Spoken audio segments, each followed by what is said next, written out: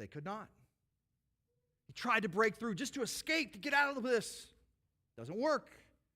Then the king of Moab takes his oldest son, who was supposed to reign in his place, and offered him as a burnt offering on the wall.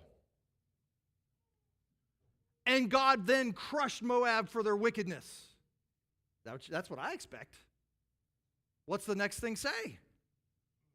There came great wrath against Israel. What? Are you kidding me?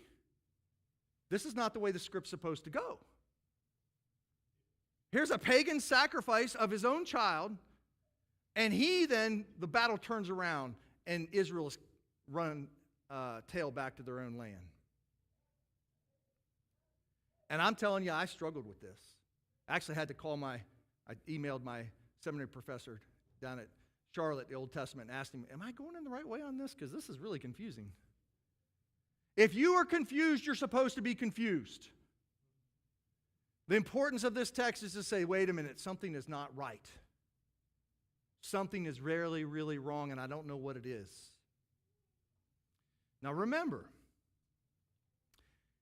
Jehoram and Israel are currently engaging in pagan worship.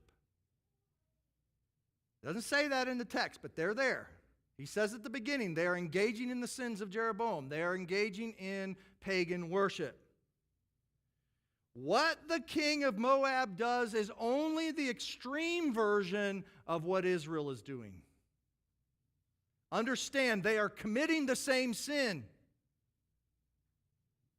Romans 1 tells us that God's wrath is being poured out on all idolatry. So what's God's purposes in this? Is it just to give them a victory over Moab so they can get more tribute and have a nicer life? Is that what it's all about? Or is God trying to communicate to his people, I can give you temporal victory, but it means nothing as long as you continue in your worship of idolatry. If you don't place all of your hopes for salvation in my Son of David, you are going to suffer my wrath.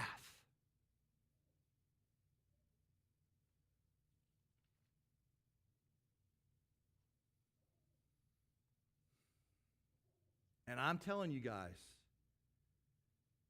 what should define us as Christians?